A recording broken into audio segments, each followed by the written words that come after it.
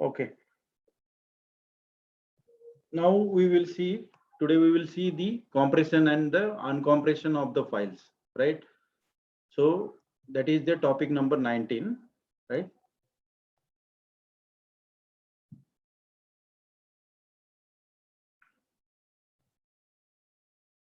So topic number 19 is compression and the uncompression of the files, right? So in order to perform the compression and uncompression of the files, there are 5 commands: tar, gzip, gunzip, bzip to bunzip2, right? There are 5 commands in order to compress the files and the uncompress the file. So first of all, we will see what is the compression, right? So compression is nothing but it is one of the technique by which the size of the file will be reduced, right? By using certain algorithm. uh, Linux is using certain algorithm in order to compress the files. The content of the file will be compressed in such a way that the size of the file will be reduced. So once the size of the file get reduced, so memory utilization will improve, right? So so that is the advantage of compression. So as part of the admin activity, it is very common requirement to pack and compress the group of files, right? So compression means what? The compression means you are actually compressing the content of the file so that the size of the file will get reduced, and because of size get reduced, the memory utilization improves, right? So what is compression? So compression, it is the process by which the size of the file will be reduced, right? Or content of the file will be compressed in a such a way that size of the file will be reduced, right? So this is the compression. Now we will see what is the advantages of the compression, right? What is the advantages of compression? So the first advantage is memory utilization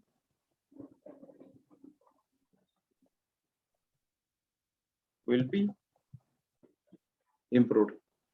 Then second is transportation becomes very easy. Transportation becomes very easy.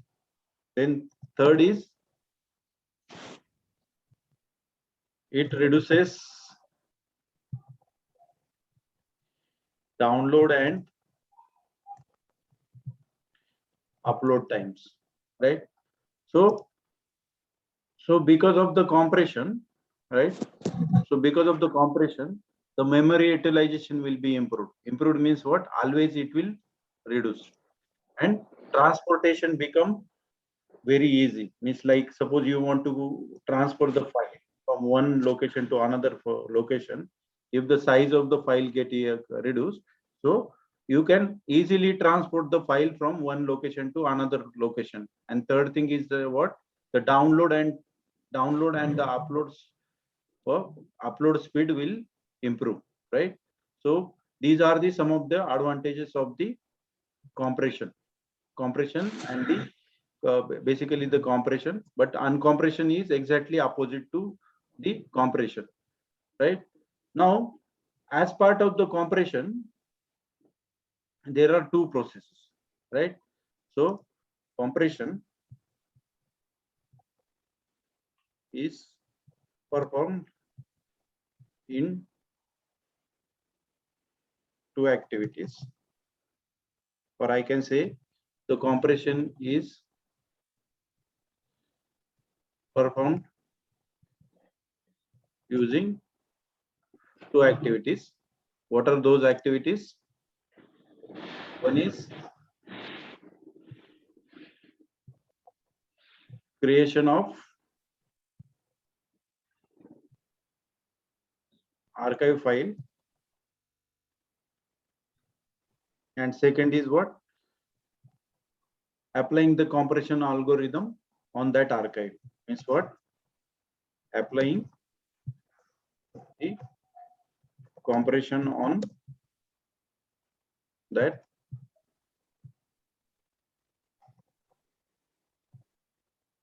archive file, right? So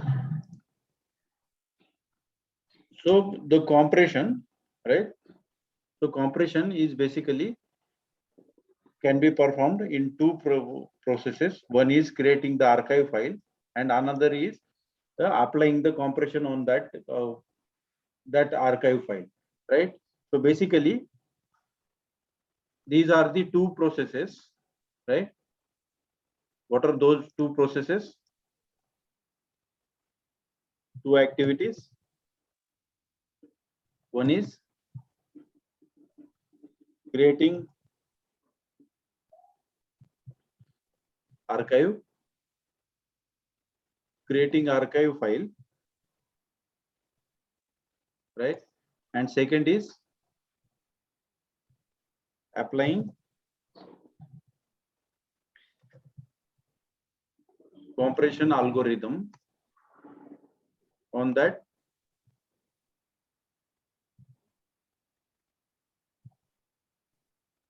archive file, right?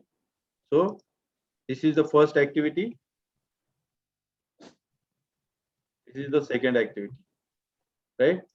So by using these two activity, you can do the compression, right?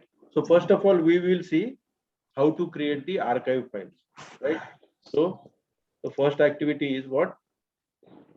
Now I want to create the archive file, right? So how I will create the archive file? So as part of this process, in order to create the compression, we saw we need to create the archive file, right? And we need to apply the compression algorithm. So what is the archive file basically? The archive file is nothing but you are kind of grouping the files, right? You are grouping the files uh, based on certain extension, right? For example, like if you are creating the tar file, there will be a tar extension and you will be grouping the multiple files into the tar file. If you have a zip file, you can zip the file, multiple files in the zip file. If you have rar file, you can zip the multiple files in .rar file. If you have er file, so basically based on the extensions or the based on the archival technique, there will be a different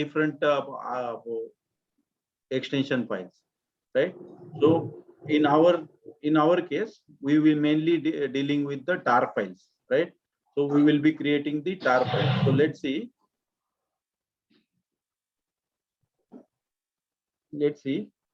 if I want to create an archive file, right? So how I can create the archive file? So in order to create the archive file, so basically the archive file means what? You can group the multiple files and directories into a single archive by using a tar command, right? And tar means what? The tape archive. Tape archive means what? You will be having one file. Underneath that, you will be archiving the multiple files. Like suppose you have multiple txt file, you can group those files under the tar file, right? So how you can create the tar file, right? So to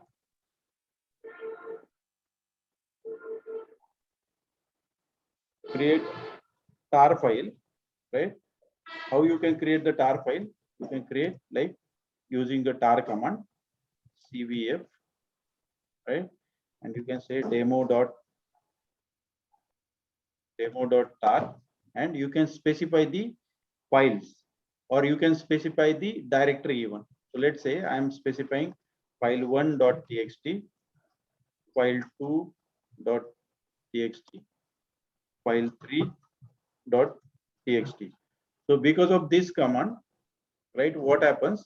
Actually, you are grouping these three files under the demo.tar file, right? So this is the one of the tar file under which we are gonna group these three files, right?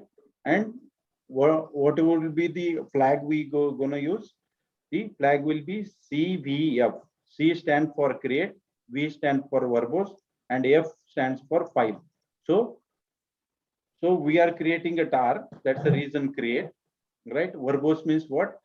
You by if you display this file, it will give you the verbose output, and it will show you the all the files grouped in this file. That's the reason it's a verbose, right? And F stands for file, means what? We are gonna group the multiple files, file1.txt, file2.txt, file3.txt. So we can use the CVF option, right? Or the CVF flag, right? So by using this, you can create the tar file, right? And even if you want, you can use the wildcard characters. Wildcard character means what? If I want, I can say CVF, right? As usual, the same flags, and I can say demo. Now I want to create some demo1.tar, right? And here I can specify the star. Star means what? All the files present in the current directory. It will take all the files. Now, if I say star.txt, means it will take the all the txt file. If I say star.star.txt, then it will take all the txt with all the files with txt extension. Let's say, suppose I say file start with A and file start with N and txt file. So I can say A star N dot txt. So basically all the files, if I want to, all txt files, if I want to group together and I want to archive together, so I can say tar -cvf demo1.tar, and it will group the all the txt file, right? Now this is about creating a tar file, right? Now if I want to, once you create the tar file, now I want to see the content of the tar file, right? That is called as the, I want to extract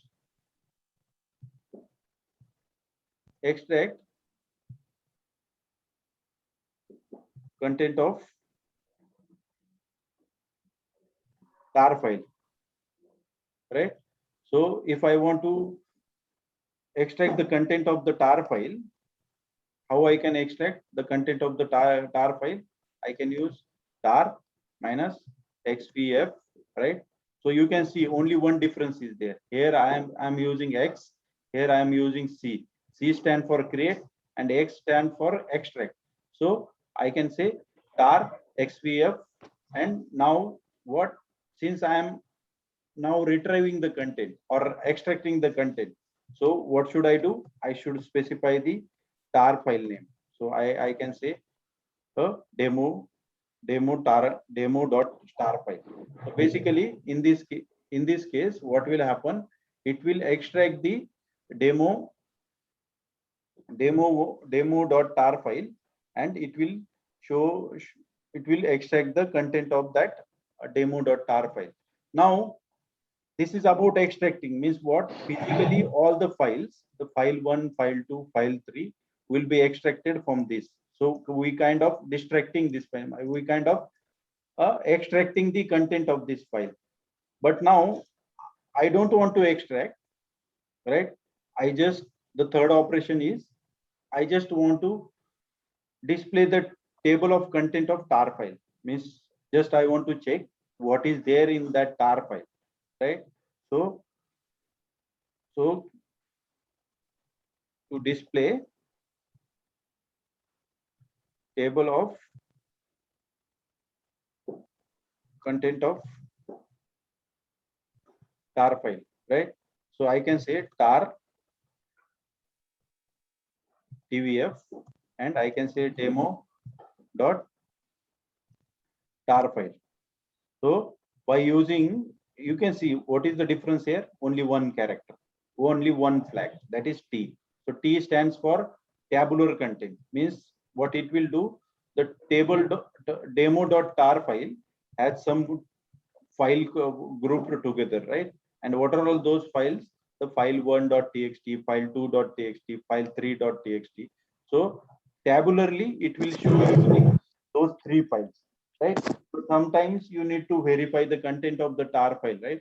So you can use this command in order to tabularly display the content of the tar file. So this is one of the process or the one of the activity we just discussed, right?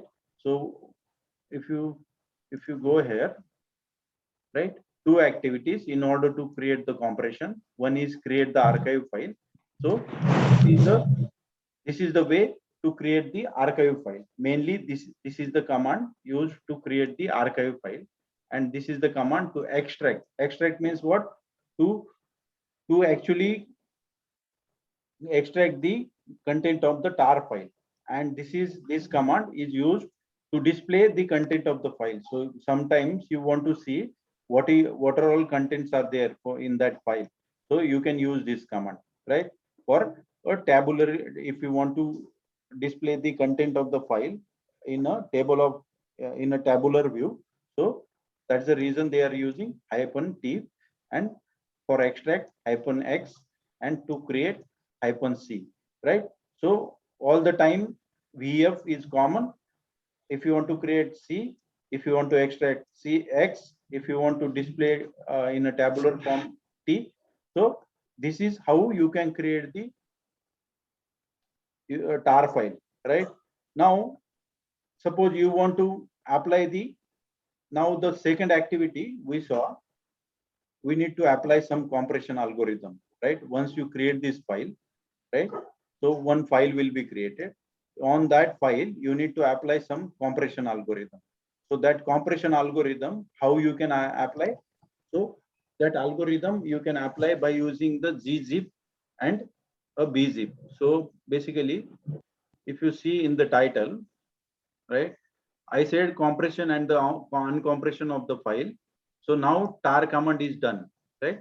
So we see by using a tar command, you can create the archive file, you can extract the tar file, and you can display the content of tar file by using a tar command. Now we want to see how to apply the compression algorithm. So in order to apply the compression algorithm, we have two command, main command, right? Gzip and bzip2, right? So these two commands, this command and this command, these two commands are used to apply the compression algorithm, right? So there are multiple compression and decompression algorithm in the Unix, right? So basically, when we say gzip, right, gzip command, so what happens? Actually, this is fast, but it has less compression power, right? And then you have the bzip2. Why we need bzip2, right? So bzip, basically this is slow, but it has a more compression power,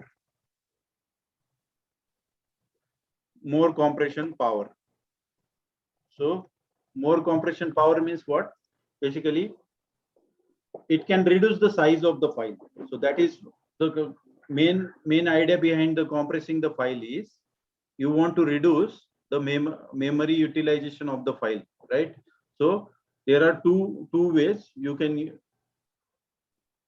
apply the compression algorithm, by using gzip and by using the gzip, and by using the bzip2, right?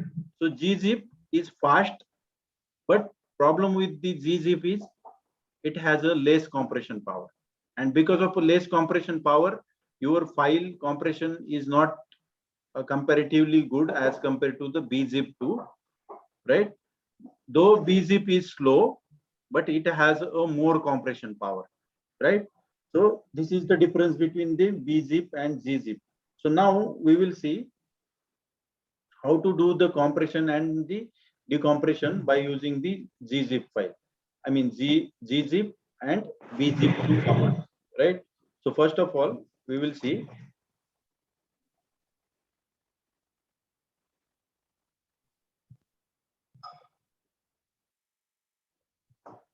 to compress the tar file, right? So tar file where we created by using the tar command, right? So now what I want to apply the compression algorithm, right?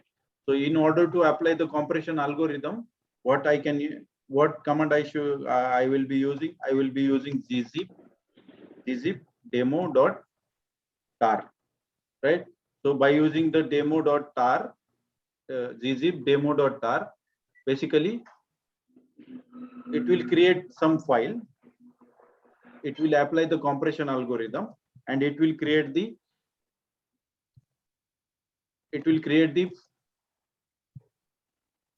compressed file, right? So this file will be created. This will be the output of this command, right? So gzip demo.tar, right? So I am supplying this demo.tar as the input to the gzip command, and it will create the demo.tar.gz. So basically, you are creating the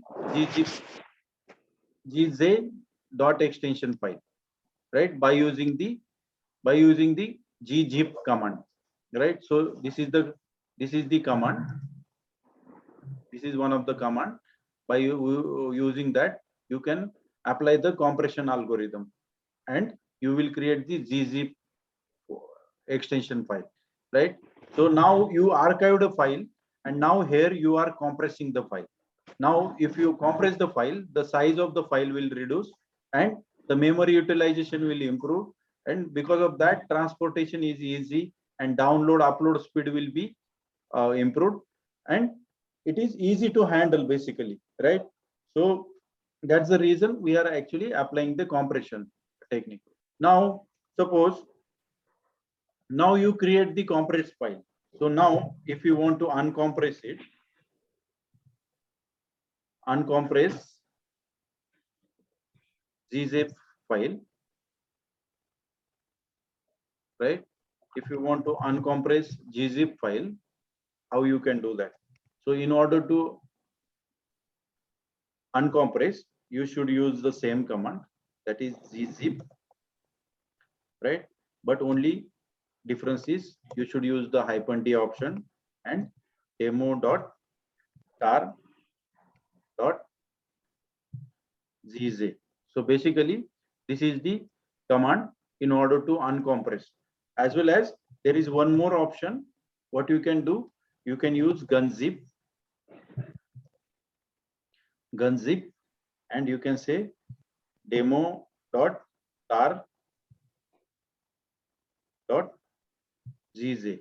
So by using this command, what will be the output of this command? The output of these two commands will be demo.tar file, right? So you can see here, by using the gzip, you are creating the .gza extension file. But by using the gunzip command, you are coming back to the original file, right? So this was your original file right here. So you are, by using the uncompress, if you want to uncompress, you can use the gunzip, or you can use the gzip and -d, right? And you can specify the gz file, right? So this is the way you can compress and uncompress the file. Now this is one technique, and another is, let's say,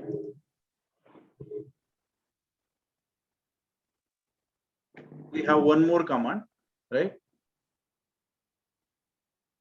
So basically, by using the bzip2 command, what you can do, you can compress and uncompress, right? So if you see the compression and decompression by using the bzip, to compress the tar file, you can use the bzip and demo.tar. So in this case, now here it was creating the gzip extension. Now it will create the bzip.2. So same as that of the command name, only I it will remove. It will create the bzip2 file. These files will be created once you use the bzip2, and in order to uncompress, right, you can use the bunzip2, and you can specify the demo.tar.bz2 file, and it will give you the demo.tar file, right? So this will be the output of this command. So these are the two ways you can create the archive file, right? In order to create the archive file, how you will create the archive file? By using the tar command, you can create the archive file here, and in order to apply the compression technique, you can use the gzip command with a -d extension, or you can use the gunzip command in order to get back the tar file. And another is the bzip2, right? bzip2 can supply the demo.tar, and it will give you the bz2 extension, and the compression will be applied here, so that memory will be saved. And in order to get the archived file again, you can use the bunzip2 demo.tar.bz2, and it will give you the demo.tar file. So basically these are the two techniques, right? These are the two techniques, the technique number 1 and technique number 2.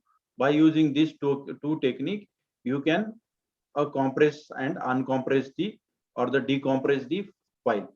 And there is one more way, right? Like by using the tar command, what you can do, you can compress and uncompress the file, right? If you want to compress and uncompress the file by using the tar command as well, you can do the same thing. So how you can do that? Let's say, so to create a tar file, what you can do, you want to, and along with that, you want to apply the compression, you can use the tar command, and you can use the -cvzf.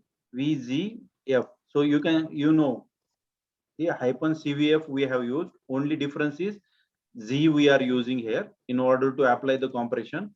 So z option will do the compression, and it will create the demo.tar file, and this is the archived as well as already compressed, right? So this command, basically this command is the combination of this one as well as this one, right? And in order to uncompress, what you can do, you can use the same command, tar xvf, only z you need to add, and this will uncompress and extract the file, right? So this is to extract the file. This is for a gzip. Now if you want to use the bzip, right? So in case of bzip, what is the, so basically here you need to use the z character, and here you need to use the j character.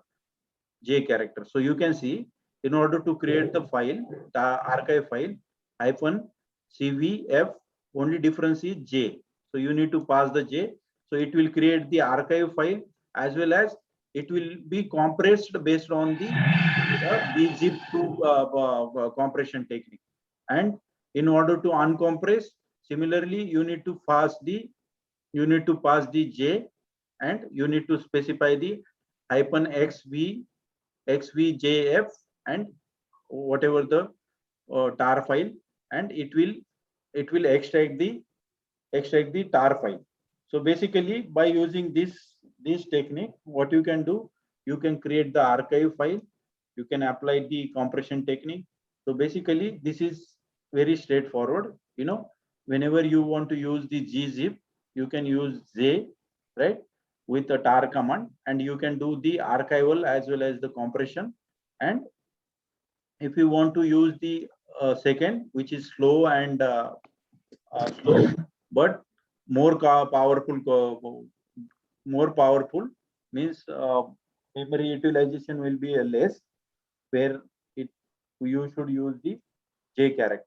So you can see it is using the J option, right, along with the when you are creating the archive file, and whenever you are creating or uncompressing the file, similarly, instead of Z, you need to pass the J, right?